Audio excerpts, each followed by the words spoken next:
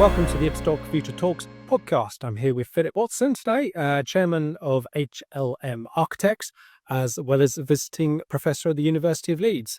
Welcome, Philip. Nice to be here, Andrew. Excellent. Could you quickly introduce HLM Architects, please? Okay, so we're sort of a medium-sized architectural practice, I suppose, in and around the top 20 in terms of size in the UK. So there's about 250 of us. We've got 6 studios, no head office as such. We're in Glasgow, Belfast, Dublin, Cardiff, London, and Sheffield. So it must be ratting up quite a few miles getting around the bit. Indeed, yes. So today we've had you here at our Nostell factory. What are your thoughts? Well, first of all, thanks for showing me around. I thought it was hugely impressive. I mean, what you've got planned, the potential that this facility has, I think is quite transformational, because the processes that you're implementing are reducing carbon hugely. They're reducing waste. You know, those things in and of themselves are hugely important, for one. But I think the quality of and range of the products, that's the thing that gets me really excited, is the bespoke aspects that you can create. The range of bespoke products, that you can create is huge. And, you know, the cynic in me just thought, well, yeah, but I'm never going to be able to afford them on the majority of our projects. But, you know, what you've explained to me about automating all of this means the price point comes down and it starts to become affordable. And for me, that is where architects are going to get really excited. Clients are going to get excited because they're going to get better quality product as a consequence. I think this is a real boon for people who are interested in architecture that speaks of place. Yeah. As always, I'd like to ask, how did you get into the industry? I suppose, I mean, I'm from the Midlands, and it was a kind of big engineering background, I suppose. My father and his father worked in the automotive industry, as did many of the people around us. And I suppose, whilst I was at school, I liked art. I was good at drawing, and we had, and I'm not sure many schools do this, but I think because of where we were in the Midlands, there was a technical drawing GCSE, and I really loved technical drawing. So I got an A level, believe it or not, in geometric drawing. Even though that exists, I know most people don't. And I don't think even universities probably don't even accept it. So I probably wasted my time, but I loved it. So it was kind of, what could I do with that, really, I suppose. And off to Sheffield to go and study architecture. Yes. And I mean, Sheffield was one of the best schools in the UK and still is. I was going to ask you a question about music. I'll go for it. So previously you had a bit of a career in music. Anything that you can bring forward from that to architecture? Oh, crikey. Well, yeah, I didn't have a linear path into the job that I've got now, for sure. And I didn't ever think I'd become an architect, frankly, after university, because I was in a band and we got offered a record deal and we went off touring around Europe and radio sessions and all of that record deal. And I thought that was me. I was going to be in the music industry in some guise or other. And I think my experience in the music industry taught me a lot, actually, because I sort of managed the band, led the band. I designed the T-shirts, the covers for the records. Running a business. It's running a business, you know. I spoke to promoters. I got us gigs, you know, booked. I fought with people for money, you know, and so that kind of gave me a good grounding, I guess, in terms of being self-employed and managing a very small business. How do you see where the industry is today, but compared to where the industry was when you joined? What are the changes? What are the things that have happened over that time? I think the main thing is that power has sort of ebbed away from the architectural profession. and it's gone to contractors. We've seen the advent of, over this period that we're talking, the advent of design and build contracts as the predominant way of procuring buildings now. So from traditional contracts where the architect would assess the builder and pay the builder and administer the contract, and that's kind of, that balance of power has shifted the other way. So that, I think, in a sort of structural sense, that's the biggest change. And how do you see that as a positive? Because clearly there's benefits in terms of the person who's building the project having a bit more control. I imagine the downside is there's the challenge of cost that comes with that as well. So Yeah. benefits, upsides, downsides. I think benefits certainly to clients, sometimes in terms of cost. And I think, unfortunately, that was the aspect that was really driving that change. Ironically, I think we're starting to see more traditional contracts come back in. And that's largely because clients who have experienced that kind of process before and been disappointed by the outturn want more control. And so they, we're seeing the, certainly more traditional contracts creeping in. What do you think that's going to mean for the architecture profession? It's a skill set that may have disappeared, or is it something that's still? Yeah, that's an interesting aspect. Yes, it is. It is a skill set that may have disappeared to some extent, and that, we are trained and we do go to university to study administering contracts. So, but as an industry, we've sort of lost that a little bit. I think, though, that as more modern methods of construction come in, actually the traditional skills and detailing skills have shifted as well. So I'm not so worried about that aspect. One of the things we just talked about was obviously skills. Mm. How do we get the right people and more people into our industry? Oh yeah, that's a great one, and what I think one of the key challenges for industry, we're facing a skills shortage across construction.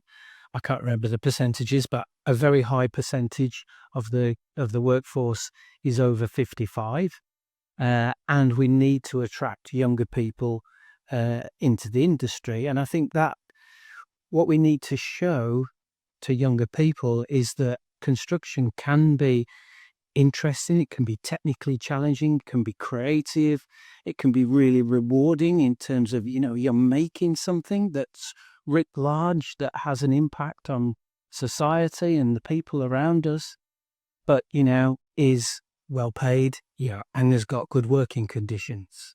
And that is a real challenge. So what do we need to do differently to bring those people in? What should companies like Ibstock, HLM be doing to get the next generation?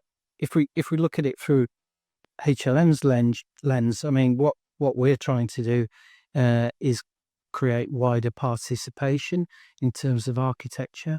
So we're doing lots of outreach into schools in deprived areas and talking to people, to children and young people, about what a career in architecture even is and what it looks like, because people don't understand that. That resonates with me because I come from a very working class background and I didn't really understand what an architect did, or indeed how one would ever become an architect. So just kind of educating youngsters and showing them that there is a pathway for them, and apprenticeships are a great way of getting people into industry who might be, kind of daunted a little bit by university and by the debt that comes with that. Obviously, when I went to university, I got a full grant. Student debt was not an issue for me. If I was looking down the barrel of that now as a youngster and thinking, I'm going to get 84 grand worth, Big financial decision. this is a big financial decision. And perhaps, more kids from more affluent backgrounds, that wouldn't be daunting for them. Their parents would reassure them about that. Mine wouldn't have. They'd just be terrified of that prospect. We're asking 18-year-olds to make that difficult decision. It's a big question at that age. It is, yeah. So one of the things I'm really conscious of is the tail in construction. You are a long way from me in construction. There's architects, then there's construction people, then there's subcontractors, specialist trades, all of those kind of things. Yeah. How do we get closer so you can help us innovate? Tell us what you need. Well, for me, the future is all about collaboration, and our industry is so poor at it. Everybody's really protective and thinks they've got loads of IP, and they haven't really. And actually, we need to talk to each other more, be more open, share data. And even as we were walking around the factory, I was thinking, what you guys ought to do is employ an architect. And I'm serious. You're unique. I know I'm not touting for work here, but employ an architect, because, as you say, you are removed from the kind of the design business end of things. And what if you were creating products that were actually solving solutions? So it might mean just more engagement with architects. You see, and genuinely, and I'll say this on camera if you want, what I'd like to do, because I'm the chairman of the business, I don't design building, I don't get involved, I'll never specify a brick ever again in my career. I just won't pick the pen up. I still design, but it's broad brush stuff, right? I'm doing the felt edges. I'm doing the felt tip pens. What I want to do is go and grab a bunch of guys from Sheffield who are project architects and recently qualified Part 2s and bring them to the factory and show them the art of what's possible. Send your logo first, or what? Yeah? Yeah. That's exactly what we want to. We want to get people in, because collaboration is the only way we'll make this work. It is absolutely imperative to our business that we collaborate with you, we collaborate with our customers, we collaborate with planners, we collaborate with your clients to get them excited about what's possible. Yeah. Because what's possible is really exciting now. It's really exciting. Yeah, agreed.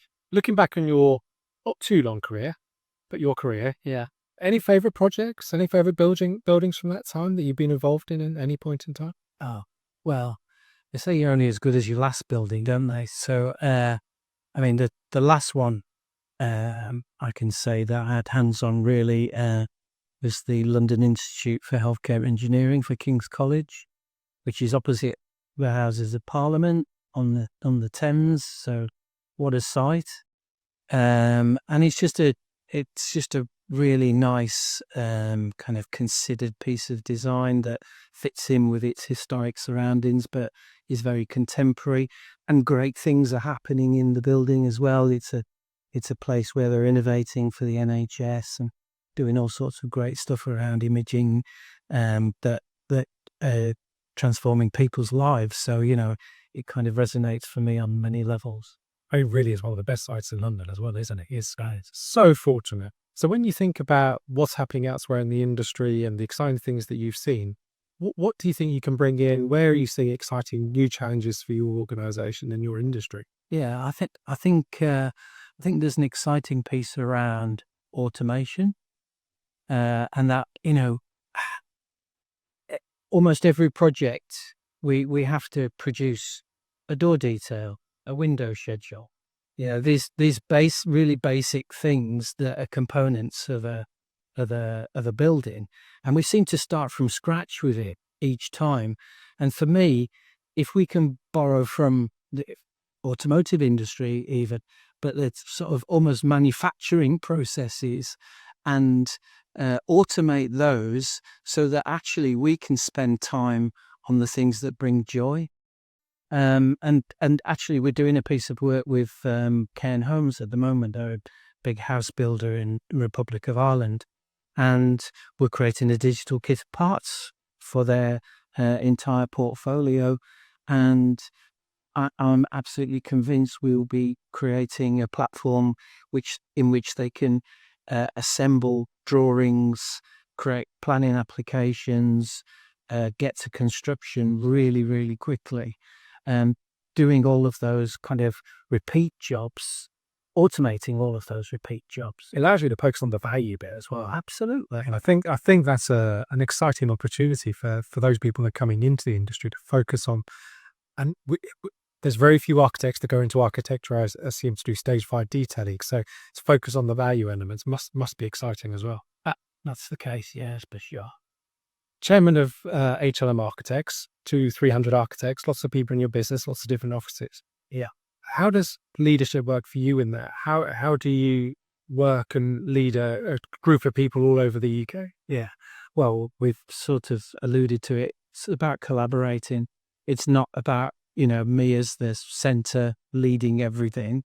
It's about being open and relying on the board of directors that are around me, our studio directors that run our studios, and not being didactic about things, but being open to fresh ideas, trying to lead with empathy and authenticity, and not thinking that I or the board even have all the answers to everything. And just on a final note, what most excites you about UK construction today, about architecture, about the industry you've spent your career working in?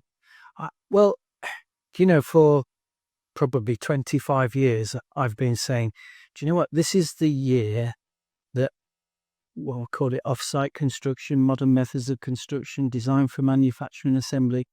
This is the year that actually we break the back of getting manufacturing processes into construction and stop it being, kind of a van turns up in a muddy field and some guys get out and start throwing bits of wood and brick around, that we bring a more cultured, engineered approach to construction.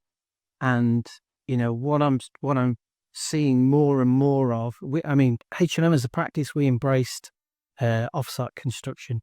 We've been doing it for 20 odd years. We've started talking about it probably 7 years ago, and how we wanted to put that front and center. So we had a campaign which we called Offsite First, which was to make all of our designers think about their buildings, not just designing them, but designing them to be built using modern methods of construction, so that if the construction of that building went down that route, it didn't have to be redesigned in order to fit the system, So for me, I'm going to say this is the year where we crack that and we get to a position where it's starting to become more of the norm than the exception. So Philip, really, really appreciate your time. It's been fantastic having you here in our Lostdale factory, showing you around. Really appreciate your feedback, your comments, and the conversation we've had today. So thank you very much, and look forward to catching up again soon. Thank you, Arthur.